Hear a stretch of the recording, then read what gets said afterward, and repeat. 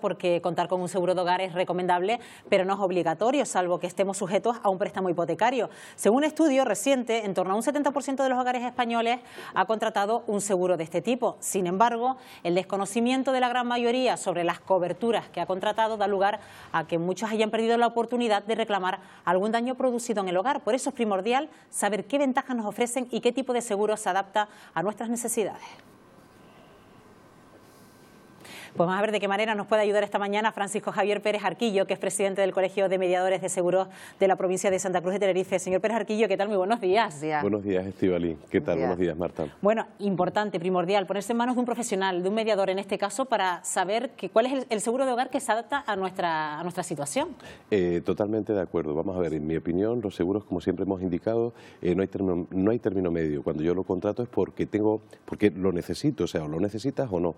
Y quizá por orden de prioridades, a mí lo que más me interesaría es atender a la responsabilidad civil. Me explico. Los daños que yo pueda causarle a un tercero. Supongamos que yo, por desgracia, en mi casa se me rompe una tubería y le causo daños a mi vecina. Es decir, le rompo el parqué que tiene, le daño los muebles. Claro, ¿quién se va a hacer cargo de esto? O sea, cuando yo contrato un seguro, lo que hago es trasladar las consecuencias económicas de esa desgracia, de ese siniestro, se lo traslado a la compañía. Pero es muy importante que estemos bien asegurados. Yo no conozco ninguna compañía, al margen de lo que la gente suele pensar, que no paguen los siniestros, porque por ley es obligatorio. O sea, todas las compañías pagan, pero siempre y cuando que estén bien asegurados. Si quieres, concretamente también hablaremos, Estíbaliz, de cuáles son los requisitos necesarios. Pero es importante también, señor Pérez Arquillo, saber si ese seguro de responsabilidad civil o esa póliza está incluida siempre en todos los seguros de hogar o no necesariamente. Hay que cerciorarse de que esté. Generalmente suele venir incluida, porque no olvidemos de que el seguro más primitivo, más básico, era el seguro de incendio, que es lo que nos exige cuando contratamos una hipoteca. O sea, tengo que resaltar de que los seguros de hogar no son obligatorios nunca, salvo que tengamos una hipoteca. ¿Vale? Ahí te las hacen por defecto. Por ¿no? defecto. Sí. Y que además no tiene que ser con la misma entidad con la que contratamos el préstamo hipotecario. No tenemos que contratarlo con el banco. Es más, hay una directiva europea que obliga a separar el préstamo hipotecario del seguro. ¿Vale? Nosotros podemos contratarlo con la entidad, con el banco si queremos, pero en mi opinión yo pediría criterio a un profesional, a ser posible un mediador colegiado de cualquier compañía o un corredor que trabaje con muchas compañías y nos dé un criterio pues más acertado a lo que necesitamos. Bueno, hablando de la responsabilidad civil, hablaba usted y ponía unos casos de unas filtraciones o una rotura de una tubería que le puede causar daños a nuestro vecino, pero que la responsabilidad civil va mucho más allá, incluso al exterior de la casa, del hogar. Estíbaliz, correcto. Uno de los elementos de la responsabilidad civil es aquella que tenemos nosotros frente a reclamaciones de un tercero, a cualquiera que nosotros le podamos causar un daño. Lo curioso de este tipo de seguros es que la responsabilidad civil va ampliada a mi ámbito privado. Y con esto significa, supongamos por ejemplo que mi hijo, sin querer, le da un golpe a una persona, produce un daño personal y causa lesiones. Esto lo atendería el seguro de responsabilidad civil, o sea, extendido a mi vida, a mi ámbito privado, a mi familia. Ya no solamente que atienda los daños que se pueden suceder a consecuencia de la rotura de una tubería, por ejemplo, que es lo más común, la tubería, un incendio y que cause otros daños. De hecho, bueno, entiendo que es uno de los elementos más importantes. Yo, por orden de prioridades, quisiera concretamente primero cubrir los daños que pueda causarle a un tercero, después perseverar, conservar mi poquito o gran patrimonio, mi casita, por ejemplo, y después atendería a otro tipo de garantías. Pero entiendo que el orden de prioridades, como mínimo, atender la responsabilidad civil.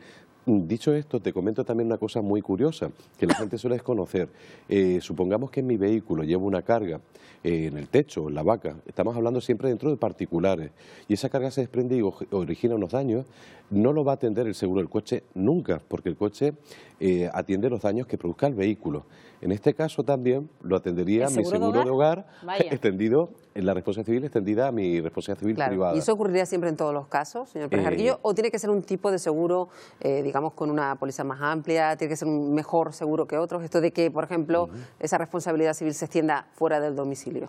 yo siempre por este mismo motivo recomiendo que el contrato de seguro suele ser complejo. Claro. Reconozco que es algo complejo y por eso suelo sugerir de que se pongan en manos de un mediador colegiado, a ser posible, que va a procurar todas las garantías. Él va a saber interpretar bien nuestro contrato y en base a lo que nosotros le pidamos nos va a hacer ese traje a medida. También es importante saber qué es lo que tiene nuestra vivienda, qué es lo que hay que asegurar. Es que si no, a lo mejor estamos sobrecontratando, ¿no? Vital.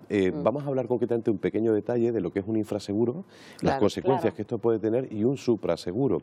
Un infraseguro es, vamos a ver, mi vivienda puede tener un valor emocional, estratégico, de muchas formas, pero a la hora de la verdad, la alicuota, el solar, o si la casa es mía, el solar ya es mío. El seguro lo que va a pagar es el valor de reconstrucción, de volver a rehacer esa casa. No va a medir de que si tengo unas vistas estupendas, estoy cerca de la farmacia.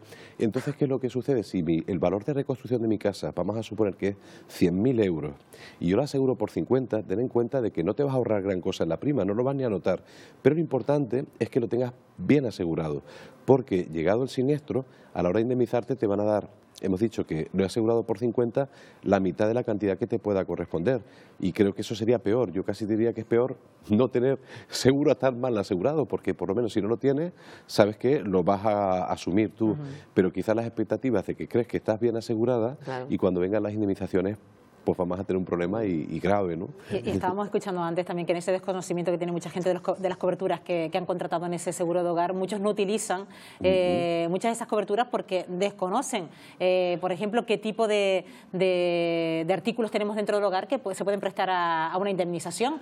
En este caso hablemos incluso hasta de una placa vitrocerámica, de un sofá. De una tablet que se pueda romper. Entonces, una tablet, eso lo puede cubrir un seguro de hogar, ¿no? Perfecto, sí. Efectivamente, un seguro de hogar puede cubrir este tipo de elementos. De hecho, se llaman multirriesgos porque asumen concretamente muchísimos riesgos. Hay garantías concretamente para roturas de los móviles, garantías de los tablets y lo que se denominan todo riesgo accidental. Concretamente la placa vitrocerámica, lo que comentaba. Por eso yo siempre recomiendo de que nos sentemos, de verdad no insisto por otra cosa, sino que el profesional en base a una entrevista y a un sondeo personal que nos haga, que sepa exactamente cuál es nuestro interés, qué es lo que queremos realmente asegurar. Por ejemplo, el tema de mucha gente piensa que si declara más joyas o elementos de lo que tiene su casa le va a subir más la prima y esto no es cierto. El problema lo va a tener cuando causa un robo. Yo a nivel personal, hace 2 años por mi casa hubo una oleada de robos y mi mujer estaba preocupada concretamente por si entraban en casa. Hombre, a mí francamente me preocuparía más encontrarme a alguien dentro de mi casa. Bueno, que por cierto tenemos aquí unas fotografías que nos ha hecho llegar el señor Pérez Arquillo que tiene que ver con una vivienda que fue incendiada y que de una comunidad de vecinos que quiero que nos comente qué ha ocurrido para que la gente también vea en casos reales cómo se trabaja en este caso por parte de un mediador de seguros. Bien.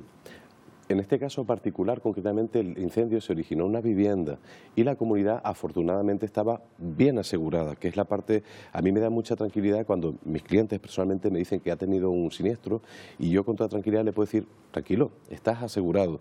Eso requiere, concretamente, ha habido un proyecto, ha habido un estudio previo a las necesidades, en este caso, de estos vecinos. En este caso en concreto, afortunadamente la propietaria sí tenía seguro, con lo cual, porque si no la comunidad va a atender los daños y después repetiría la reclamación contra la propietaria. Afortunadamente la señora que causó los daños sí lo tenía y todos estos daños que son afortunadamente son solamente materiales, no hemos tenido pero son graves y sin embargo el seguro va a atenderlo, ¿no? Y los va a atender, o sea, perfectamente.